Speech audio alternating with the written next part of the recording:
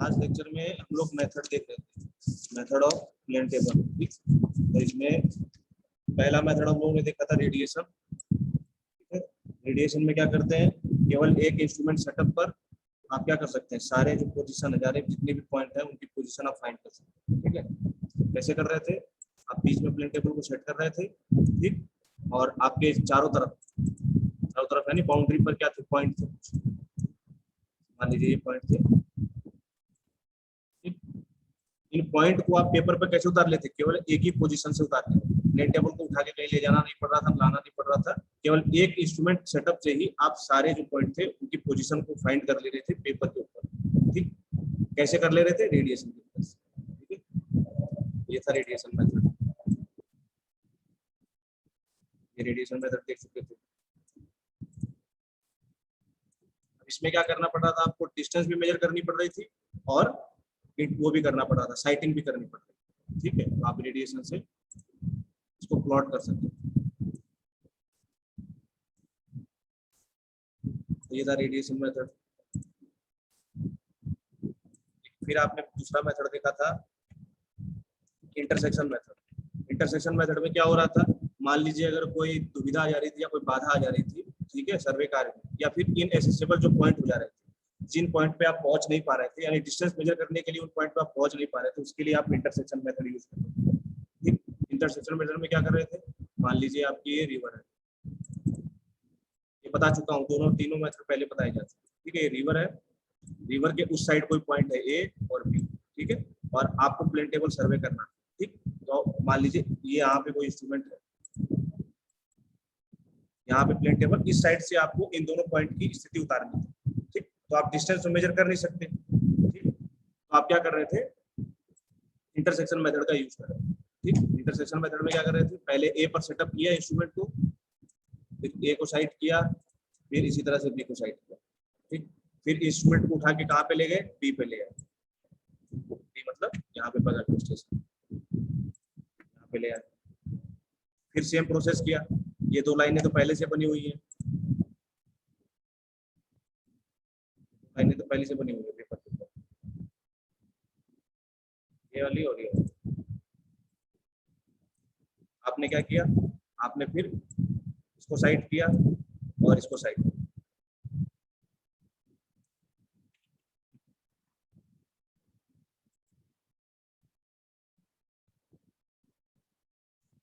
इसको साइड किया और इसको साइड किया, दोनों को साइड किया एक साथ।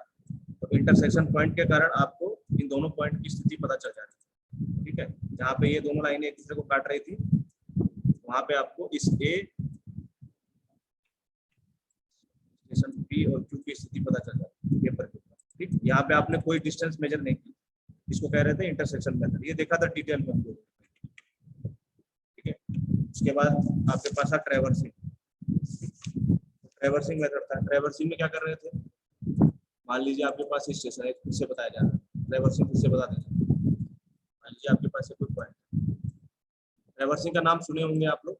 ट्रैवर्सिंग मतलब होता है चक्रम। अब चक्रम क्या होता है, ये होता है रेखाओं का एक जाल होता है। ठीक है, रेखाओं का एक जाल होता है। मान लीजिए पॉइंट है, तो इन पॉइंटों को जोड़ने वाली रेखाएं होती है।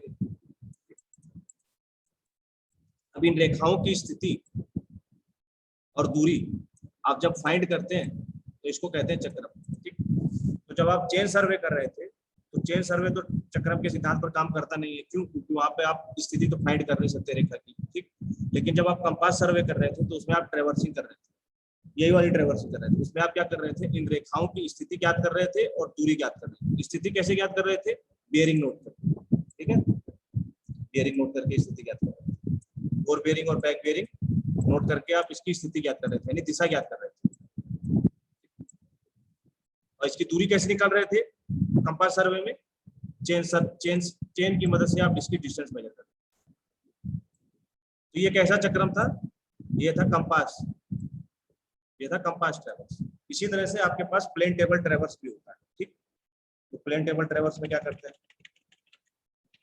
मान लीजिए यही पॉइंट है आपके पास, 4 पॉइंट है, तो आप क्या करोगे, सबसे पहले इस प्लेन टेबल, यहाँ पर प्लेन टेबल को सेटअप करोगे। प्लेन टेबल को सेट करने के बाद आप जो स्टेशन बी, मैं मार्क कर देता हूँ, स्टेशन ए ये रहा, जिसको कैपिटल में लिख रहा हूँ वो समझिए ग्राउंड पर, और जिसको स्मॉल में लिखूंगा वो समझिएगा पेपर के ऊपर। ठीक है, तो ये ग्राउंड के ऊपर एबीसीडी। ठीक, आप क्या करेंगे, बी को साइड करेंगे, किसकी मदद से, एलिडेट की मदद से। ठीक, तो एलिडेट की मदद से बी को साइड करेंगे आप। बी की स्थिति आपके पास आ जाएगी, बी की स्थिति आ जाएगी। दिशा तो आपको निकालनी नहीं है, इसमें आपको डिस्टेंस मेजर करनी पड़ेगी। दिशा तो आपको एलिडेट ने दे दी, तो ये मान लीजिए बी पॉइंट, ये ए पॉइंट।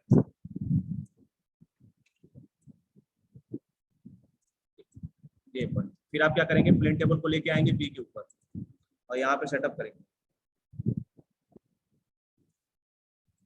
बी के ऊपर लेके आएंगे और यहाँ पे सेटअप करेंगे। थोड़ा और बड़ा बना देता हूँ,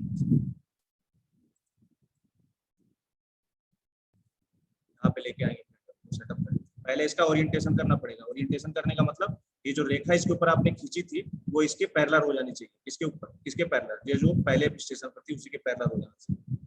तो इसके लिए आप ओरिएंटेशन करेंगे। मान लीजिए ये रेखा, ठीक है, तो ये रेखा ए बी आपने पहले जो खींच रखी। अब आप क्या करेंगे, आप बी को साइड करेंगे। तो ए और बी तो पहले ही आपने स्टेशन के पहली पोजीशन पर ही फाइंड कर लिया। अब आपको सी फाइंड करना है। सी फाइंड करने के लिए आप क्या करेंगे, सी को साइड करेंगे, सी को साइड करेंगे, सी को साइड करेंगे। तो सी को साइड करके आपने सी की स्थिति भी उतारी पेपर के ऊपर, सी की स्थिति उतारी। अब फिर क्या करेंगे, फिर प्लेन टेबल को सी पर मूव कराएंगे, सी पर ले आएंगे प्लेन टेबल, प्लेन टेबल को सी पर ले आएंगे। सी पर लाने से पहले आपको ओरिएंटेशन करना पड़ेगा। ओरिएंटेशन करने का मतलब क्या, ये जो ग्राउंड पर ए बी दिख रहा है और ग्राउंड पर जो बीसी दिख रहा है, ये दोनों किसके पैरेलल हो जाए, जो पेपर के ऊपर ए बी और बीसी है उसके पैरेलल।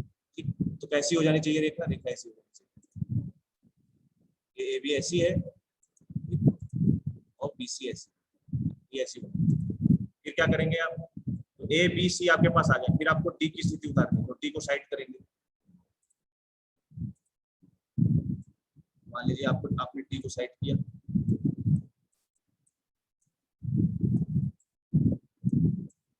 तो डी को साइड करके डी की स्थिति उतारी। मान लीजिए डी स्मॉल जो लिख रहा हूँ पेपर के ऊपर, तो डी की स्थिति भी हो गई, ए की स्थिति भी हो गई, बी की स्थिति भी निकाल ली, सी की स्थिति भी निकाल ली। डिस्टेंस मेजर करके आप क्या निकालते हैं, डिस्टेंस मेजर करके उसकी डिस्टेंस भी काटते जा रहे हैं। फिर आप सी से डी के ऊपर आएंगे, तो डी के ऊपर आ गए। अब क्या करना है, आपको ओरिएंटेशन करना है। ओरिएंटेशन करने का मतलब क्या, कि जो पेपर पर जो रेखाएं हैं, वो जो ग्राउंड पर रेखाएं हैं, ये दोनों रेखाएं एक दूसरे के समांतर हो जानी चाहिए। कौन कौन सी रेखा है ग्राउंड पर, ए बी रेखा है। ठीक, ग्राउंड के ऊपर ए बी रेखा है और बी सी रेखा है और सी डी रेखा है। तो जो आपने पेपर के ऊपर प्लॉट कर रखी है ऑलरेडी रेखाएं, वो इन सबके पैरेलल हो जानी चाहिए। यानी ए बी रेखा ए बी के पैरेलल हो जानी चाहिए, बीसी रेखा बीसी के पैरेलल हो जानी चाहिए। ठीक, मान लीजिए ये रहा,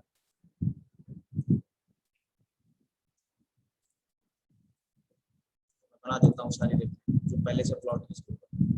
ये रही ए बी रेखा, ए बी रेखा के पैरेलल हो गई। जो ग्राउंड पर देखिए ए बी रेखा और जो पेपर पर, दोनों एक दूसरे के पैरेलल है।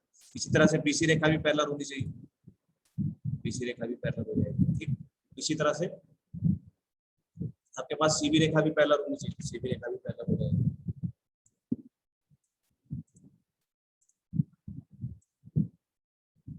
तो सीबी रेखा भी पैरेलल हो जाएगी और सीडी रेखा भी पैरेलल।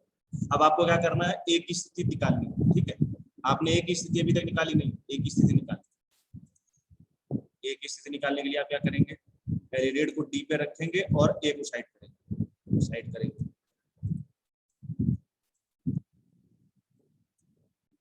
साइटिंग का काम कैसे होता है, इसके लिए मैंने एक आपको वीडियो शेयर किया था, उस पर देखेंगे तो आपको समझ में आएगा। तो आपने क्या किया, इसको भी साइड करके इसको भी उतार लिया।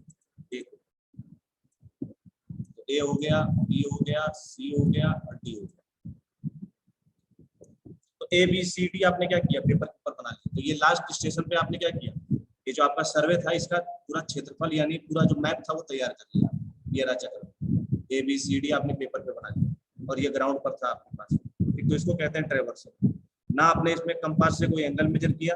ठीक, आपने क्या किया, स्थिति फाइंड कैसे की, एलिडेट की मदद से। ठीक है, एलिगेट की मदद से स्थिति फाइंड की। और डिस्टेंस कैसे मेजर किया आपने, ये आपने जो डिस्टेंस है, जैसे सी और डी के बीच में डिस्टेंस, बी और सी के बीच में डिस्टेंस, ए और बी के बीच में डिस्टेंस, और डी और ए के बीच में डिस्टेंस, ये कैसे फाइंड की, ये आपने चेन की मदद से या टेप की मदद से फाइंड की। मान लीजिए ए बी रेखा जो है 20 मीटर है, जब आपने चेन की मदद से फाइंड किया, और आप नक्शा तैयार करना चाह रहे हैं 2 centimetre, 1 centimetre equal to 10 metre की, या फिर मान लीजिए 5 मीटर की से नक्शा तैयार करना चाहिए। तो ये जो ए बी रेखा आपकी बनी हुई है पेपर के ऊपर, ये कितने की होनी चाहिए, ये होनी चाहिए 4 सेंटीमीटर। जब आप खींचेंगे साइड पे प्लॉटिंग करेंगे तब डायरेक्ट आप 4 सेंटीमीटर खींचेंगे, ठीक। फिर आप बी पे आ जाएंगे, बी पे मान लीजिए आपने डिस्टेंस मेजर की है ये फिर से 20 मीटर, ठीक। तो ये कितनी हो जाएगी, ये भी 4 सेंटीमीटर हो जाएगी रेखा बीसी जो पेपर के ऊपर है, ठीक। मान लीजिए सीडी जो रेखा है, मान लीजिए आपके पास है 30 मीटर, तो पेपर के ऊपर कितनी हो जाएगी, 5 से डिवाइड कर दीजिए तो 6 सेंटीमीटर। और मान लीजिए डी ए रेखा आपके पास है 25 सेंटीमीटर, 25 मीटर से, पेपर पर कितनी हो जाएगी, डिवाइड कर दीजिए 5 से, कितना हो जाएगा 5 सेंटीमीटर।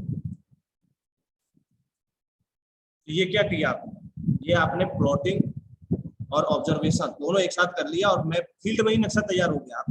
अब ऑफिस में जाके कुछ करने की जरूरत नहीं, नक्शा ऑलरेडी तैयार हो चुका। बताइए इसमें किसी को दिक्कत, ड्राइवर सिंह ना, आपने कोई एंगल मेजर नहीं किया, आपने केवल क्या नाम है एलिडेट की मदद से स्थिति फाइंड की, और चेन की मदद से आपने क्या किया, डिस्टेंस को मेजर किया।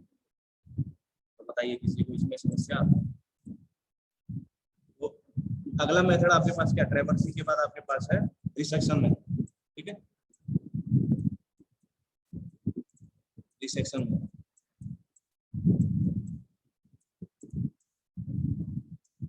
अब ये रिसेक्शन मेथड कब अप्लाई किया जाता है, मान लीजिए आपने आज कोई मैप बनाया, जैसे मान लीजिए भी हम लोगों ने ट्रैवर्सिंग करके एक मैप बनाया था, ठीक है, मैप बनाया। अब मान लीजिए 2 महीने बाद हमको याद आया कि अरे कोई इंपॉर्टेंट पॉइंट तो छूट गया साइड के ऊपर, ठीक है, कोई इंपॉर्टेंट पॉइंट छूट गया साइड के ऊपर, इसकी डिटेल लेनी थी हमको।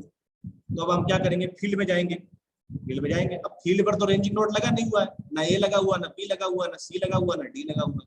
आपके पास क्या है, आपके पास केवल पेपर के ऊपर ए है, बी है और सी है और डी है, ठीक, ये चीज है आपके पास।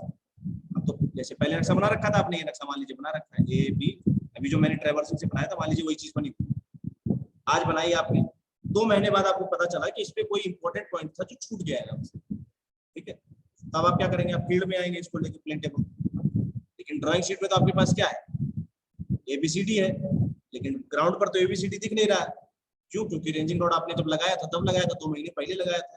अब रेंजिंग रोड पर स्थिति फाइंड करना तो वही है कि खास मछली ढूंढने के बराबर, ठीक है, थोड़ा कठिन काम। तो आप क्या करते हैं, इस रिसेक्शन मेथड को अप्लाई करते हैं। अब ये मेथड क्या काम आता है, ये मेथड इस काम आता है, जब आप साइट में जाएंगे तो आप क्या करेंगे, एक नई बिंदु की स्थापना करेंगे। मान लीजिए आपके पास ये बिंदु पहले से, ये ग्राउंड पर बने हुए नहीं है, देखिए ए बी सी डी जो है आपको ग्राउंड पर दिख नहीं रहा है, लेकिन मैं आपकी सुविधा के लिए इसको बता दे रहा हूँ कि यहाँ पर ये दिखेंगे नहीं आपको ग्राउंड पर। क्यों, क्योंकि रेंजिंग रोड लगा ही नहीं हुआ ग्राउंड पर। 2 महीने बाद तक 2 महीने तक थोड़ी ना रेंजिंग रोड लगा रहता है, ठीक। तो आप ग्राउंड पर गए तो आपको ये ए बी सी डी नहीं दिख रहा, आप क्या करोगे, ये नए बिंदु की स्थापना करोगे, ये रहा नया बिंदु, ठीक। मान लीजिए मैं इसको नाम देता हूँ ABCD, ठीक। अब इस बिंदु की स्थापना आप किसके ऊपर करोगे, इस प्लेन टेबल के ऊपर करोगे या ड्राइंग शीट के ऊपर, किसकी मदद से, जो आपके पास ये जो ए है, बी है और सी है और डी है, किसके ऊपर, पेपर के ऊपर, ग्राउंड के ऊपर नहीं। ग्राउंड के ऊपर आपको ABCD नहीं दिख रहा, ठीक है। तो इसकी मदद से आप क्या करो, इसको फाइंड करो, कौन सा स्टेशन, ये ई वाला, ठीक है। तो ये नया आपको बिंदु फाइंड करना पड़ेगा पेपर के ऊपर, किसकी मदद से, ये जो आपने A B C D point already जो स्टेब्लिश है, किसके ऊपर, पेपर के ऊपर या ड्राइंग शीट के ऊपर, उसकी मदद से आप नए पॉइंट की स्थापना करोगे। इसी को कहते हैं रिसेक्शन मेथड, ठीक। अभी तक आप क्या कर रहे थे प्रीवियस मेथड में, जैसे चाहे आप ट्रैवर्सिंग उठा लीजिए, चाहे आप इंटरसेक्शन उठा लीजिए, चाहे आप रेडिएशन उठा लीजिए, आप क्या कर रहे थे, किसी नोन पॉइंट से अननोन पॉइंट की स्थापना कर रहे थे, ठीक है, पोजीशन फाइंड कर रहे हो। लेकिन रिसेक्शन में आप क्या कर रहे हो, जस्ट उल्टा कर रहे हो, किसी अननोन पॉइंट ई की स्थापना कर रहे हो किसी नोन पॉइंट से। ये जो आपके पास ए बी सी डी है ना, इनकी मदद से आप ई की स्थापना कर रहे हो। तो ई क्या है, अननोन है, और ABCD क्या है, नोन है, इसके ऊपर ड्राइंग शीट। तो जस्ट उल्टा है, जो पीछे आगे वाले जो तीनों मेथड है इसके जस्ट उल्टे हैं। उसमें आप क्या कर रहे थे, उसमें आप नोन स्टेशन से अननोन स्टेशन की स्थिति फाइंड कर रहे हो। यहाँ क्या कर रहे हो, अननोन स्टेशन की स्थिति फाइंड कर रहे हो नोन स्टेशन से, और कहां पर प्लेन टेबल रखा है, उसी अननोन पॉइंट पर ही प्लेन टेबल रखकर फाइंड कर रहे हो, टी पर ही प्लेन टेबल रखकर फाइंड कर रहे हो। ठीक है, तो ये है आपका रिसेक्शन में। अब रिसेक्शन करने के बहुत तरीके हो सकते हैं, रिसेक्शन करने के बहुत तरीके हैं। कैसे कैसे मैं वो भी बता देता हूँ। तो रिसेक्शन का मतलब क्या है, आपको अननोन पॉइंट फाइंड करना है इसकी मदद से, नोन पॉइंट की मदद से। वो पॉइंट कहां पर नोन है आपको, ड्राइंग शीट पर नोन। ठीक, तो चलिए, तो मान लीजिए पहला मेथड आप कैसे फाइंड करेंगे। पहला आप कर सकते हैं दिक्सूचक की मदद से। अब दिक्सूचक कौन सा होगा, यानी कंपास कौन सा होगा, टर्फ कंपास होगा। ठीक है, तो कंपास, जब मैं कंपास लिख रहा हूँ प्लेन टेबल में तो समझिएगा टर्फ कंपास। ठीक है, तो कंपास की मदद से। फिर कैसे, फिर आप कर सकते हैं बैक साइटिंग की मदद से। बैक साइटिंग क्या होती है, बैक साइटिंग की डिफिनीशन तो वही है पहले जैसी, कि आप अगले स्टेशन से पिछले स्टेशन को देखो। ठीक है, लेकिन यहाँ पे बैक साइटिंग का थोड़ा सा मतलब चेंज हो जाता है और कुछ। ठीक, तो बैक साइटिंग की मदद से अभी वो भी देख लेंगे बैक साइटिंग क्या होती है, बैक साइटिंग की मदद से। फिर आपके पास क्या है, 2 पॉइंट प्रॉब्लम की मदद से। पॉइंट प्रॉब्लम की मदद से सर्वे में, इस प्लेन टेबल सर्वे में कुछ है नहीं, बस यही दो लास्ट के जो पॉइंट है ना, 2 पॉइंट प्रॉब्लम और 3 पॉइंट प्रॉब्लम।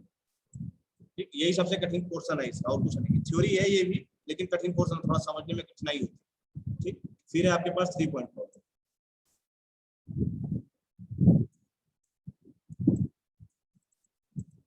तो ये क्या है, रिसेक्शन करने के तरीके हैं। ठीक है, रिसेक्शन मेथड अप्लाई करने के तरीके हैं। ठीक, कंपास से कर सकते हो, बैक साइडिंग से कर सकते हो, 2 पॉइंट से कर सकते हो, और 3 पॉइंट प्रॉब्लम से कर सकते हो।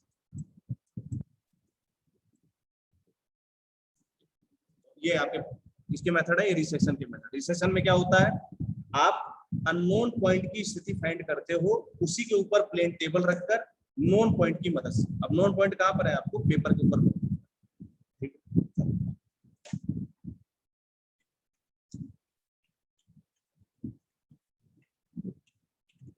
आगे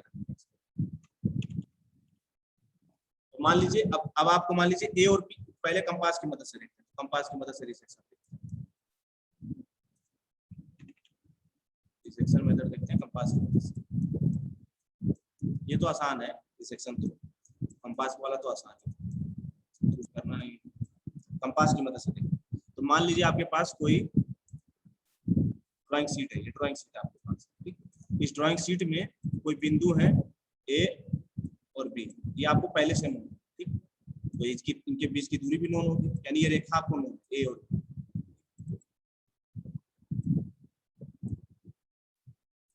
ए और बी नोन। अब आप क्या करें, फील्ड में आए तो फील्ड में मान लीजिए आपको ए और बी दिख रहा है, ये रहा।